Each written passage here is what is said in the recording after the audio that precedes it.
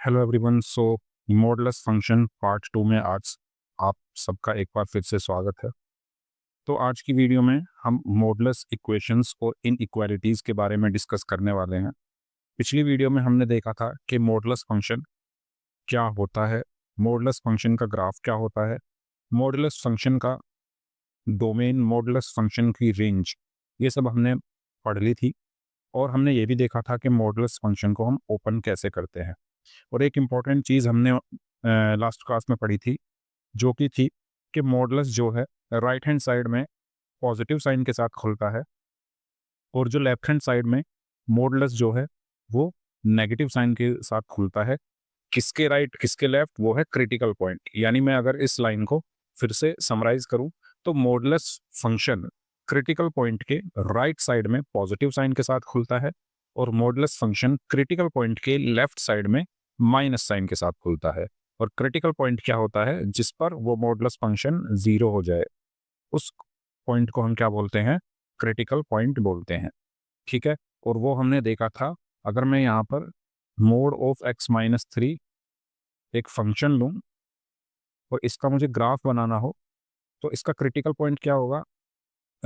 इसका critical point होगा 3। ठीक है, क्योंकि जब मैं x की जगह 3 रखूंगा तो ये 0 हो जाएगा।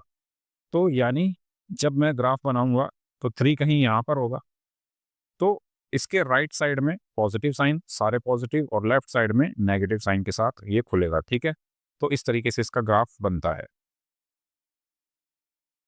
तो अगर मुझे इसको 3 से ग्रेटर देन के लिए खोलना हो, for x is greater than 3, अगर मुझे इस मॉडुलस को खोलना है तो fx खुलेगा x-3 के साथ। और अगर मुझे x इज लेस देन 3 के लिए इसको खोलना है तो fx की वैल्यू होगी माइनस ऑफ x-3। तो ये सब चीज़ें हमने लास्ट क्लास में डिस्कस कर ली थी। जस्ट फॉर रिवीजन मैंने आपको यहाँ पर दोबारा से बता दी है। चलिए, तो आगे बढ़ते हैं। तो आज की वीडियो में हम पढ़ने वाले हैं मॉडुलस इक्वेशंस और मॉडुलस इनइक्वालिटी के बारे में। कैसे हम मॉडुलस इक्वेशंस और मॉडुलस इनइक्वालिटी को ओपन करते हैं और उसके कुछ एग्जांपल्स हम देखेंगे। और उसके बाद मैं एक और वीडियो इस पर लाऊंगा जिसमें हम मॉडुलस के सारे क्वेश्चंस को देखेंगे, जिसमें डोमेन एंड रेंज निकालना हम सीखेंगे। मॉडुलस इक्वेशंस बहुत सारी हम सॉल्व करेंगे, इनइक्वालिटीज को हम सॉल्व करेंगे। ओके, तो चलिए शुरू करते हैं। सबसे पहले मॉडुलस इक्वेशन के बारे में ध्यान देते हैं। तो मॉडुलस इक्वेशन का कॉन्सेप्ट क्या कहता है? मॉडुलस इक्वेशन का कॉन्सेप्ट ये कहता है कि अगर तुम्हारे पास कोई एक फंक्शन है f(x) और उसका modulus equals to a constant, यहाँ पर ध्यान रहे कि ये जो है कांस्टेंट के इक्वल होना चाहिए। ठीक है, अगर यहाँ पर कांस्टेंट नहीं है तो हमें कांस्टेंट बनाना होगा वेरिएबल्स को इस तरफ ले जाकर। ओके, चलिए, तो यहाँ पर a क्या है? हमारा कांस्टेंट है। तो ये कैसे खुलेगा? इसको खोलने के लिए मैं क्या करूंगा? देखो, मोड ऑफ fx की दो वैल्यूज पॉसिबल हैं। या तो ये पॉजिटिव साइन के साथ खुलेगा, और जब ये पॉजिटिव साइन के साथ खुलेगा तो fx की वैल्यू a होगी, या फिर ये नेगेटिव साइन के साथ खुलेगा, और जब नेगेटिव साइन के साथ खुलेगा तो मैं माइनस उधर तक ट्रांसफर कर दूंगा तो fx की वैल्यू माइनस a होगी। ठीक है, तो किसी भी इक्वेशन को जो कि मॉडुलस के फॉर्म में है, उसको अगर मुझे फ्री फ्रॉम मॉडुलस करना है तो ये दो चीज़ें मुझे ध्यान रखनी है। क्या? कि जब ये पॉजिटिव साइन के साथ खुलेगा तो fx is equal to a होगा, जब ये नेगेटिव साइन के साथ खुलेगा तो fx is equal to minus a होगा। तो आगे बढ़ते हैं और बात करते हैं एक क्वेश्चन के थ्रू, इस चीज को हम समझने की कोशिश करते हैं। सो क्वेश्चन जैसे कि हमारे सामने है x-3 का मोड इक्वल्स टू 5। तो जो ये x-3 है, या तो ये पॉजिटिव साइन के साथ होगा तो उस केस में x-3 इज इक्वल टू 5 होगा। तो यहाँ पर x की वैल्यू आ गई 8। और जब ये x-3 नेगेटिव साइन के साथ होगा तो x-3 इज इक्वल टू -5 होगा। तो x की वैल्यू यहाँ पर आ गई 2, सॉरी -2। ओके, तो यहाँ पर x की दो वैल्यूज हमारी होगी 8 कॉमा -2। ये हमारा क्या हुआ? आंसर हुआ। तो हमने बहुत इजी तरीके से यहाँ पर सीखा कि जो मॉडुलस है वो दो तरीके से खुल सकता है। पहला तरीका तो ये है कि वो पॉजिटिव साइन के साथ खुले, और दूसरा तरीका ये है कि वो नेगेटिव साइन के साथ खुले। इस क्वेश्चन में हमने देखा भी कि जब ये पॉजिटिव के साथ खुला तो 5 के इक्वल था, जब ये नेगेटिव के साथ खुला तो -5, क्योंकि वो नेगेटिव मैंने इस तरफ ट्रांसफर कर दिया। चलिए, तो आगे बढ़ते हैं। एक और एग्जांपल हम देखते हैं यहाँ पर डबल मॉडुलस है, ठीक है। तो अगेन या तो पहले मैं बात करता हूँ आउटर मॉडुलस की, ठीक है। तो ये जो आउटर मॉडुलस है, या तो ये खुलेगा पॉजिटिव साइन के साथ, या ये खुलेगा नेगेटिव साइन के साथ। ओके, जब ये पॉजिटिव साइन के साथ खुल रहा था तो मोड एक्स की वैल्यू कितनी होगी? 3 होगी। जब ये नेगेटिव साइन के साथ खुल रहा था तो मोड एक्स की वैल्यू कितनी होगी? 1 होगी। ओके, अब अगेन यहाँ पर एक्स जो है या तो प्लस के साथ खुलेगा या एक्स जो है माइनस के साथ खुलेगा। तो यहाँ पर एक्स की वैल्यू क्या आ गई? +-3। सिमिलरली यहाँ पर भी या तो एक्स जो है वो प्लस के साथ खुलेगा या एक्स जो है वो माइनस के साथ खुलेगा। तो एक्स की वैल्यू आ गई +-1। ओके, तो ये इस एग्जांपल के थ्रू हमने और जाना मॉडुलस को, कि मॉडुलस को किस तरीके से हम ओपन करते हैं जब वो इक्वेशन की फॉर्म में हो। आगे बढ़ते हैं। अब हम बात करते हैं मॉडुलस इनइक्वालिटी के बारे में। तो इसके हमें दो कॉन्सेप्ट पढ़ने हैं। या तो वो मॉडुलस फंक्शन किसी कांस्टेंट से बड़ा हो, या दूसरा केस ये हो सकता है कि वो जो मॉडुलस फंक्शन है वो एक कांस्टेंट से छोटा हो। तो सबसे पहले हम बात करते हैं कि अगर f(x) यानी कोई मॉडुलस फंक्शन किसी कांस्टेंट a से बड़ा है तो क्या होगा। तो इसको समझने के लिए हम पहुंचते हैं सबसे पहले अपनी मॉडुलस की डेफिनेशन पर। हमने मॉडुलस की डेफिनेशन में ये पढ़ा था कि किसी भी फंक्शन का मोड क्या होता है? उसकी डिस्टेंस फ्रॉम 0 होता है। यानी मोड ऑफ f(x) या तो अगर मैं a के एक ग्रेटर है तो मैं एक a इधर लिख लेता हूँ और ये -a मैंने इधर लिख लिया। अब आप यहाँ पर ध्यान से देखेंगे कि ये जो डिस्टेंस है, ये जो मोड की डिस्टेंस है वो a से ज़्यादा है। तो इस केस में ये डिस्टेंस a है और a से ज़्यादा की बात हो रही है, तो ये वाला हम यहाँ पर रीजन लेंगे। और ये भी तो डिस्टेंस a ही है, क्योंकि distance can not B negative. तो ये भी डिस्टेंस a है, ये भी डिस्टेंस a है, इससे ज़्यादा, क्योंकि यहाँ पर ग्रेटर देन का साइन है। तो ये जो फंक्शन है a से बड़ा यहाँ पर भी होगा और a से बड़ा यहाँ पर भी होगा। यहाँ पर बात किसकी हो रही है? डिस्टेंस की। इस नेगेटिव की बात हम नहीं कर रहे हैं। ओके, दोबारा देखिए मैंने क्या बोला। ये जो मोड ऑफ f(x) है वो ग्रेटर देन a है। इसका मतलब क्या है कि भाई f(x) जो है वो a से बड़ा है। अब a कहाँ पर होता है? या तो 0 से लेकर a तक की डिस्टेंस a होगी, या 0 से लेकर -a तक की डिस्टेंस भी तो a ही होगी। तो यहाँ पर ये जो फंक्शन है ये a से बड़ा है, यानी इस डिस्टेंस से बड़ा, यानी ये वाला रीजन, और इस डिस्टेंस से बड़ा यानी ये वाला रीजन। तो यहाँ पर अगर मैं इसको कंक्लूड करूँ तो मेरे पास क्या आया? मेरे पास दो केसेस आए। फर्स्ट केस तो ये होगा कि या तो f(x) क्या होगा हमारा? ग्रेटर देन a होगा। ठीक है, अब मैंने यहाँ से मॉडुलस हटा दिया है, मॉडुलस से फ्री हो गया है। लेकिन ये भी तो हो सकता है कि f(x) लेस देन -a हो। ये क्या है? ये वाला एरिया -a से कम है ना। नंबर लाइन पर जितना हम लेफ्ट साइड में जाते हैं चीज़ें छोटी होती जाती है, तो ये लेस देन -a है। अब इन दो केसेस को और डिटेल में समझते हैं। यहाँ पर हम देख सकते हैं कि या तो ये पॉसिबल है या ये पॉसिबल है। दोनों काम एक साथ नहीं हो सकते, और जब दोनों काम एक साथ ना हो तो वहाँ पर हम यूनियन करते हैं। क्या करते हैं? यूनियन। यानी अगर मैं इसका फाइनल आंसर निकालूंगा तो मैं क्या कर दूंगा? इन दोनों का यूनियन। किन दोनों का? f(x) greater than a union f(x) less than -a। यानी क्वेश्चंस में मैं यूनियन करूंगा इन केस अगर मुझे मॉडुलस फंक्शन किसी कांस्टेंट से ग्रेटर दिया हुआ है। क्यों करूंगा? क्योंकि दोनों चीजें एक साथ पॉसिबल नहीं है। या तो ग्रेटर देन a होगा या greater than less than -a होगा। इसीलिए यहां पर मैंने क्या किया? यूनियन का यूज किया। तो ये हमें रिजल्ट याद रखना है। ठीक है, क्वेश्चंस जब मॉडुलस इनइक्वालिटी के क्वेश्चन होंगे उसमें इस रिजल्ट का हम यूज करेंगे जब ग्रेटर देन की बात हो रही है। ओके, अब हम बात करते हैं लेस देन की। यानी F X is less than A, mode of F X is less than A.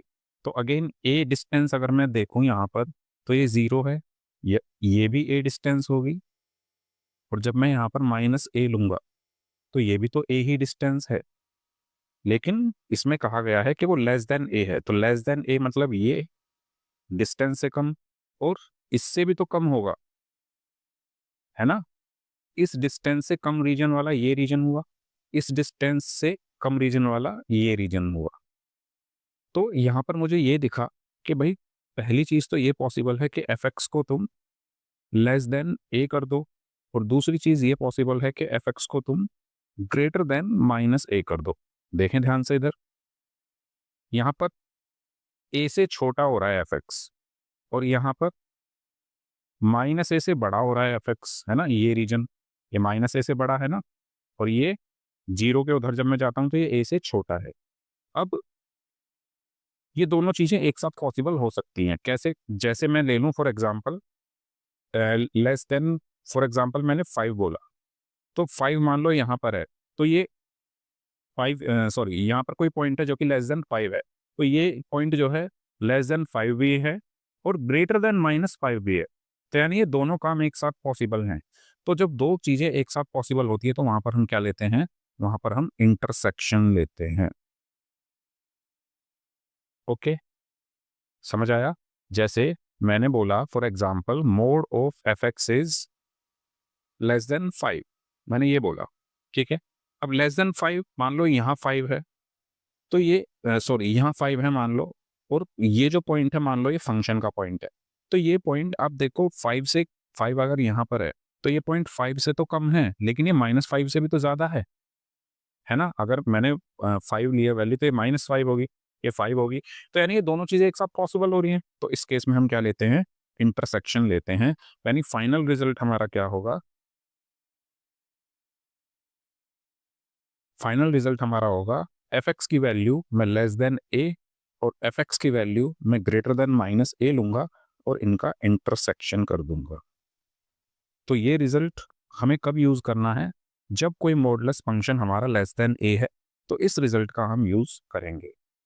तो ये थी हमारी मॉडुलस इनइक्वालिटी। जब ग्रेटर देन ए था तो रिजल्ट हमारा ये था, और बीच में यूनियन होता है क्योंकि दोनों चीजें एक साथ पॉसिबल नहीं है। और यहाँ पर दोनों चीजें एक साथ पॉसिबल है, यानी ये और ये चीजें, ये दोनों केसेस एक साथ पॉसिबल हैं। तो इसीलिए हम यहाँ पर इंटरसेक्शन का यूज करेंगे। ओके, तो चलिए अब कुछ क्वेश्चंस करते हैं। तो पहला क्वेश्चन है हमारे लिए ये। तो यहाँ पर अगर आप ध्यान से देखें, सबसे पहले लेस देन 3 दिया हुआ है, तो नंबर लाइन पर मैंने यहाँ 0 बनाया, और लेस देन 3 की बात हो रही है तो 3 यहाँ है, यानी डिस्टेंस क्या है? 3 होनी चाहिए। लेकिन अगर मैं -3 लूँ तब भी तो डिस्टेंस 3 ही है। क्यों? क्योंकि मॉडुलस की बात हो रही है। मॉडुलस क्या होता है? Distance from the 0। तो मेरा फंक्शन जो है वो 3 से कम है। तो यानी यहाँ पर दो चीज़ें पॉसिबल है, या तो x-2 क्या होगा, ये इस रीजन में हो सकता है यानी लेस देन 3, या इस रीजन में हो सकता है यानी x-2 इज ग्रेटर देन -3। तो मैं दोनों ही केसेस को सॉल्व करता हूँ। ये फर्स्ट केस हो गया, ये सेकंड केस हो गया।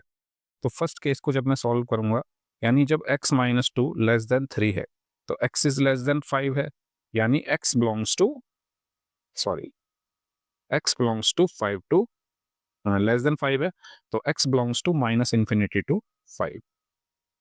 और दूसरा, जब x-2 ग्रेटर देन -3 है तो x इज ग्रेटर देन -1, यानी x belongs to -1 to infinity. अब हमने देखा कि भाई ये दोनों चीजें, क्योंकि लेस देन की बात हो रही है तो दोनों चीजें हो सकती है पॉसिबल एक साथ। तो ये इस केस में हम क्या करते हैं? इंटरसेक्शन करते हैं। इस केस में हम क्या करेंगे? इंटरसेक्शन करेंगे। तो इंटरसेक्शन कैसे करेंगे कि हम, पहला है -∞ टू 5, मान लो 5 यहाँ पर है और -1 यहाँ पर है, तो -∞ टू 5 ये वाला रीजन होगा, और -1 टू इन्फिनिटी कौन सा रीजन होगा? ये वाला। तो इंटरसेक्शन हम ये देखेंगे, यानी x बिलोंग्स टू -1 टू 5 हमारा आंसर होगा। ठीक है, क्योंकि इंटरसेक्शन में ये रीजन आ रहा है -1 से लेकर 5 तक, तो ये हमारा फाइनल आंसर होगा। उम्मीद करता हूँ आपको ये क्वेश्चन समझ में आ गया होगा। इस तरीके से हम मॉडुलस इनइक्वालिटीज का यूज करते हैं क्वेश्चंस को सॉल्व करने के लिए। चलिए एक क्वेश्चन और देखते हैं। जैसे कि यहाँ पर दिया हुआ है 2x + 1 इज लेस देन और इक्वल टू 5। तो अगेन ये लेस देन और इक्वल टू का है, पहला भी हाँ लेस देन का ही था। तो यहाँ पर डिस्टेंस क्या दी हुई है 5, तो नंबर लाइन हमने बनाई 0, 5 और -5। तो डिस्टेंस हमारी ये भी 5 है, ये भी 5 है। कहा गया है लेस देन और इक्वल टू 5, यानी इस रीजन की बात हो रही है और इस रीजन की बात हो रही है। तो यानी 2x + 1, पहला केस ये बनेगा कि 2x + 1 इज लेस देन 5 हो, और दूसरा केस ये बनेगा, अच्छा इसमें इक्वल टू का भी साइन है तो हम इक्वल टू का साइन भी यहाँ पर लगा लेते हैं। ओके, और दूसरी चीज क्या है कि ये -5 से बड़ा हो, यानी 2x + 1 should be greater than और इक्वल टू -5। ओके, अब पहले हम पहले वाले को सॉल्व करते हैं। When 2x + 1 is less then और इक्वल टू 5। एक सेकेंड, तो यहां से 2x इज लेस देन और इक्वल टू 4, यानी x इज लेस देन और इक्वल टू 2 आया। ओके, तो यानी यहां से मैं कह सकता हूं कि x बिलोंग्स टू -∞ टू 2, और मैंने क्लोज्ड इंटरवल इसलिए लगाया क्योंकि इक्वल टू का साइन है। दूसरी चीज क्या हो सकती है कि 2x + 1 इज ग्रेटर देन और इक्वल टू -5 हो, तो यहाँ पर 2x इज ग्रेटर देन और इक्वल टू क्या होगा -6 होगा, और x इज ग्रेटर देन और इक्वल टू -3 होगा। यानी x की वैल्यू क्या पॉसिबल है -3 टू इन्फिनिटी। अब क्योंकि यहाँ पर लेस देन की बात हो रही है, ये दोनों चीजें एक साथ पॉसिबल हैं, तो हम यहाँ पर इंटरसेक्शन करेंगे। इंटरसेक्शन करने के लिए अगेन हमने लाइन बनाई, और यहाँ पर फॉर एग्जांपल -3 है, यहाँ पर 2 है, तो -∞ टू 2। अच्छा, ये इनको भी हमें इंक्लूड करना है तो इनको भी इंक्लूड कर लिया। और दूसरा है -3 टू इन्फिनिटी, यानी ये वाला रीजन। तो इंटरसेक्शन अगर हमें लेना है तो कॉमन रीजन हम देखेंगे, तो x बिलोंग्स टू क्या होगा -3 टू 2। तो ये हमारा फाइनल आंसर होगा। चलिए नेक्स्ट क्वेश्चन की तरफ बढ़ते हैं। अब ये हमारा क्वेश्चन है, यहाँ पर हमसे बोला गया है 2x - 1 अपॉन x - 1 का मोड जो है वो ग्रेटर देन 2 है। तो डिस्टेंस कितनी लेनी है अब हमें 2, तो यानी बीच में 0 ले लो, इधर 2 ले लिया, इधर हमने -2 ले लिया। अब यहाँ पर ग्रेटर देन की बात हो रही है, तो यानी ये वाला रीजन और ये वाला रीजन। ठीक है, तो ये इसका मतलब क्या हुआ कि या तो 2x - 1 अपॉन x - 1 जो है वो ग्रेटर देन 2 होगा, केस 1। और केस 2 क्या है कि 2x - 1 अपॉन x - 1 जो है वो लेस देन -2 होगा, है ना। या तो ये वाला रीजन होगा या ये वाला रीजन होगा, दोनों एक साथ पॉसिबल नहीं है, तो यहाँ पर हम यूनियन करेंगे। यानी इनका यूनियन अब हमें करना है। किसका यूनियन करना है 1 और 2 को सॉल्व करके उनका यूनियन कर देना है। तो पहले 1 को सॉल्व करते हैं। तो 1 है 2x - 1 upon x - 1 is greater than 2। 2 को मैं इधर ट्रांसफर कर देता हूँ। जैसा कि आपको पता है हम क्रॉस मल्टीप्लाई इनइक्वालिटीज में नहीं करते, तो यहाँ पर एलसीएम लेकर आएगा 2x - 1 minus 2x + 1 upon x - 1 should be greater than 0। Okay, और 2x से 2x कट गया, सॉरी यहाँ पर 2 आएगा, है ना, -2x + 2, तो ये होगा 2 - 1 यानी 1 upon x - 1 should be greater than 0। और इस इनइक्वालिटी में हम ये कह सकते हैं कि x can not be equal to 1।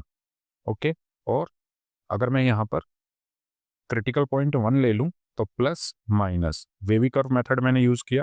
Greater than की बात हो रही है तो यानी ये वाला रीजन, तो यहाँ पे मुझे x belongs to 1 to infinity. ठीक है, ये मुझे यहाँ पर मिला।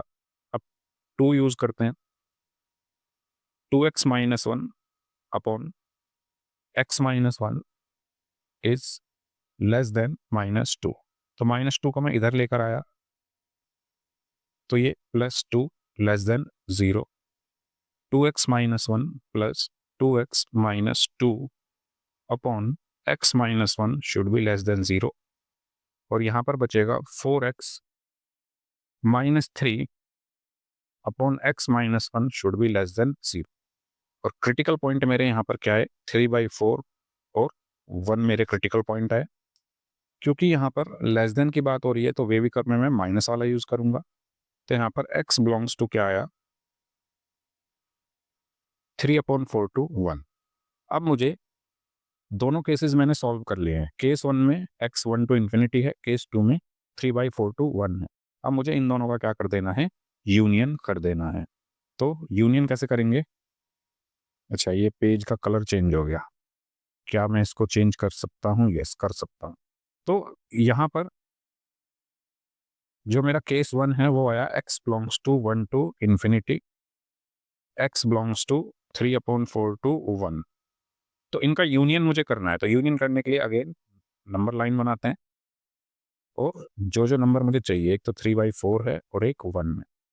तो 1 टू इन्फिनिटी यानी ये वाला रीजन, और 3/4 टू 1 यानी ये वाला रीजन, और इसको मुझे नहीं लेना है। तो यूनियन क्या होगा, x belongs to 3/4 to 1 union 1 to infinity. क्योंकि मुझे 1 को इंक्लूड नहीं करना था तो मैंने यहाँ पर ओपन इंटरवल दोनों जगह लगाए हैं। तो ये हमारा फाइनल आंसर हुआ। ओके, सो ये वीडियो थी हमारी इनइक्वालिटीज़ को कैसे हम सॉल्व करते हैं। इनइक्वालिटीज़ को हमने समझा, इक्वालिटीज़ को कैसे सॉल्व करते हैं, इक्वालिटीज़ को हमने समझा। So this video is